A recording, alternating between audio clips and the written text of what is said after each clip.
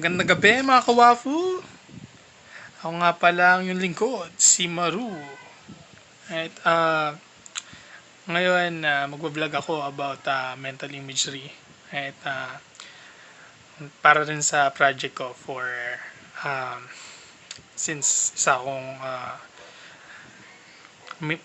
estudyante ng ng UE. What's up mga ka-warriors? At ako ay kumukuha ng kursong psikolohiya. At so, ngayon, um, since mag-vlog ako about mental imagery, kailangan natin malaman kung ano yung mental imagery. Ano? So, research lang ako kay Google. Sabi ni Google, mental imagery is referred to as representations and the accompanying experience of sensory information without direct external stimulus. Such representations are recalled from memory and lead one to experience a version of the original stimulus or some novel combination of stimuli. So, ayan. Paano nga ba, ano nga ba ibig sabihin? Kahit ako nung umpisa, hindi ko rin naiintindihan. So, pero sa simplify lang natin. Based on my experience, right, ikikwento ko sa inyo mamaya kung ano yung experience na yun. Sabihin natin na pumunta ka, first time mo pumunta sa Tagaytay. Tapos, naramdaman mo yung klima doon. Sarap, di ba? Sobrang lamig, pagka medyo maulan, misty. Right? Karaniwan ka sa Pilipinas, mainit, di ba? Pero ayan, once you go to Tagaytay, ganun yung experience. Ngayon, nakatikim ka ng bulalo. If ever di pa kayo nakapunta sa Tagaytay, guys, you must try bulalo there. At sobrang sarap talaga. So ngayon, dahil first time mo, lasahan mo, masarap. Masarap. Ngayon, the next time you go there,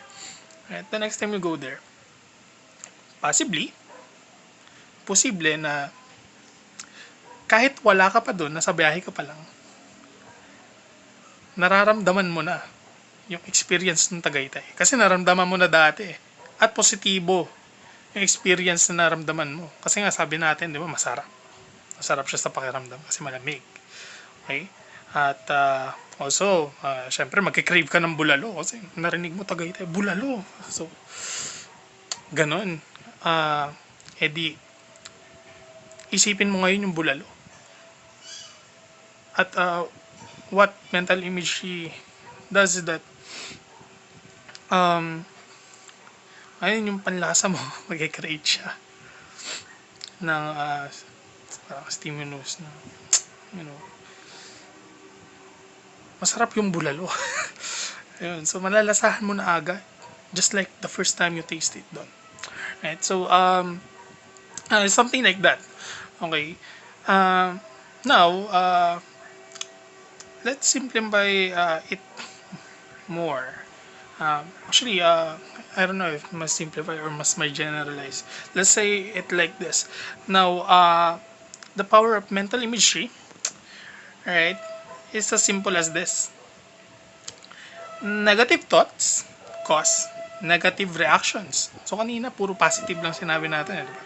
Well, positive thoughts causes positive reactions. Kanina kasi masarap sa Tagaytay, puro masarap. Diba? Masarap yung bulalo. Puro masarap. Parang kung masama yung experience mo doon, like nagbike ka papuntang Tagaytay, from Manila to Tagaytay, tapos sobrang sakit ng buong katawan mo, diba, the first time you go there. Possibly next time you go there na hindi ka na magbabay kasi mo na, para maisip mo pa lang yung dinanas na sakit mo. It's probably mararamdaman mo uli yun, parang sakit ng likod ko bigla, something like that. Well, I guess never ko pa naman experience. I'm a passive person kasi, so well, with all that explained, alright, so gusto ko lang ikwento rin sa inyo, alright, yung experience ko kasama yung kaibigan kong si Maru rin, right? nung pumunta kami at nag-bike kami from Manila to Tagaytay. Alright? What's up mga wapo? Ako nga pala si Maru. Having a vlog today. Kasi ngayon, we're kinda stranded sa... Saan nga to bro? Baclaran. Malapit sa Baclaran. Malapit sa MOA. Papunta ng... we're actually going to Tagaytay right now. Nagbabike lang kami. And galing kami actually ng Manila. So, kaya it's going to be a long ride to Tagaytay. Pero kaya yan. Kaya yan. Stay positive, di ba? Tama ba? Ayaw! Think positive! Huwag kang ayaw! Think positive! Ako. Kasi pag positive ka, successful ka. Tayo eh. Alright mga bapu, see you later.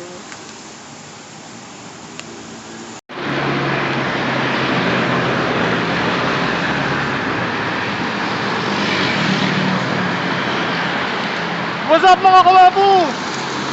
Kung nakikita nyo, after an hour and a half hours ng pagra-ride, nandito na kami sa Imus, Cavite. Sobrang smooth lang, sobrang sarap lang mag-bike, no? Kapag ganito kaaga, kasi wala masyadong mga sasakyan. Pero payo ko lang sa inyo na kung gusto nyo naman itong gawin next time, ano, magdasal muna kasi bago kayo lumarga kasi nakakaba pa rin. So, yeah. Stay safe everyone. We're on to Tagaytay next.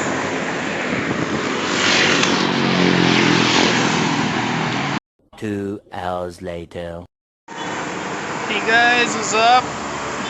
Malapit na kami sa Paroroonan. Nandito na kami sa Silang. So, mga nasa 20 kilometers ba? Miles? Kilometers. Mga 20 or 10 kilometers na lang kami away from Tagaytay. And sobrang wala na kami maramdaman sa mga binti namin. Minsan naglalakad na lang kami. Sometimes iniisip mo na ano ba itong pinasok mo, pero tinatry mo pa rin lumaban. Yes. Ayun guys, next next video nasa Tagaytay na kami, promise. One eternity later. Hi guys, sa wakas,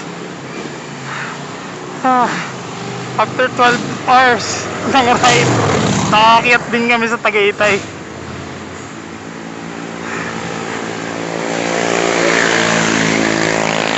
Ngayon naman, kailangan na natin matikman yung the best na bulalo dito.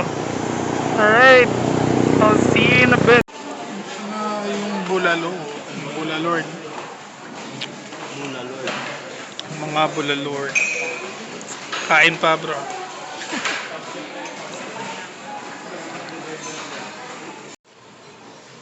At doon nagtatapos ang istorya ng ride namin tandem sa Tagaytay. Riding stand.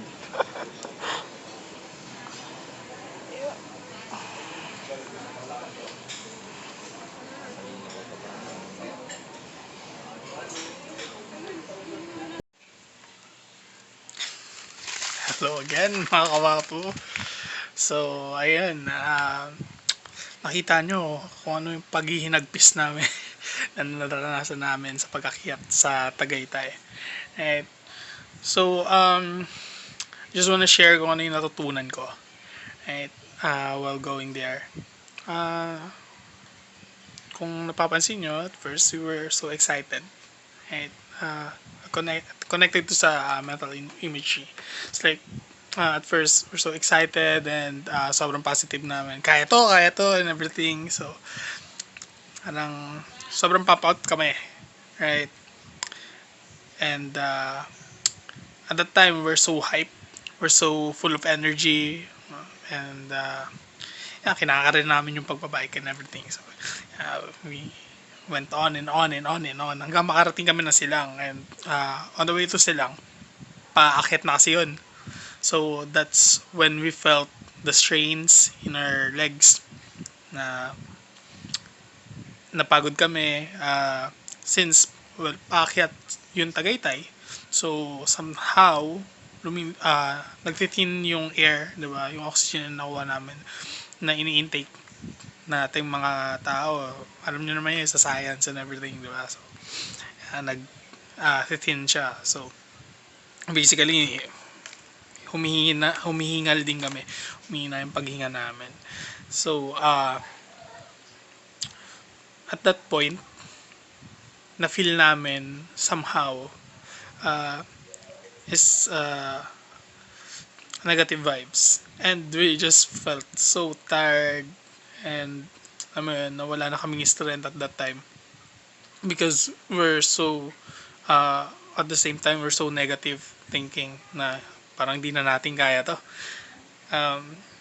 But at the same time, good thing I have a companion nung pakit ako. Siguro kung ako lang mag-isa, uwi na ako. But yeah, he just reminded me na nandito na tayo sa gitna. So let's just go straight. Kaya natin to and everything. So he was having positive mental image, and I was having negative na at that time. Bakit nung Tagaytay? And well, good thing nakinig ako sa kanya kasi we actually made it. We were able to get ano yung pinunta namin yun, yung scenery, and also wala nang higit pa sa bulalo ng Tagaytay, diba? So yeah, I really learned a lot from that riding experience. And also one more thing, I just want to encourage you guys. This vlog is actually an encouragement to those people out there na I know it's pandemic, na there's a lot of things going on and everything, na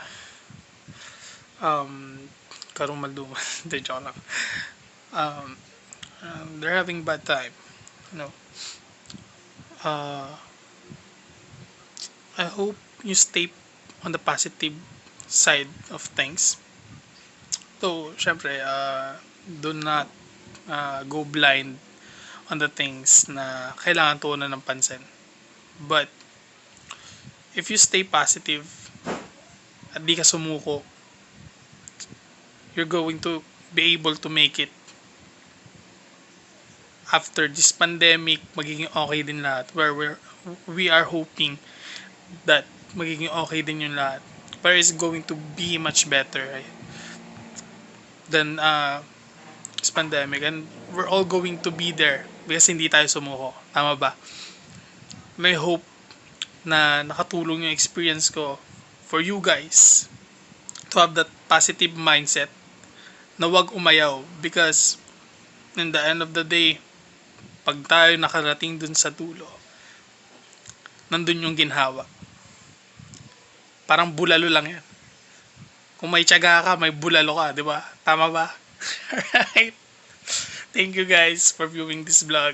I'm sorry if wala kasi akong stand, so I really need to just make it the video like this. Anyway, so well, we're going to make much better videos in the future, I guess. So just stay tuned, alright, mga kawafu. Me out.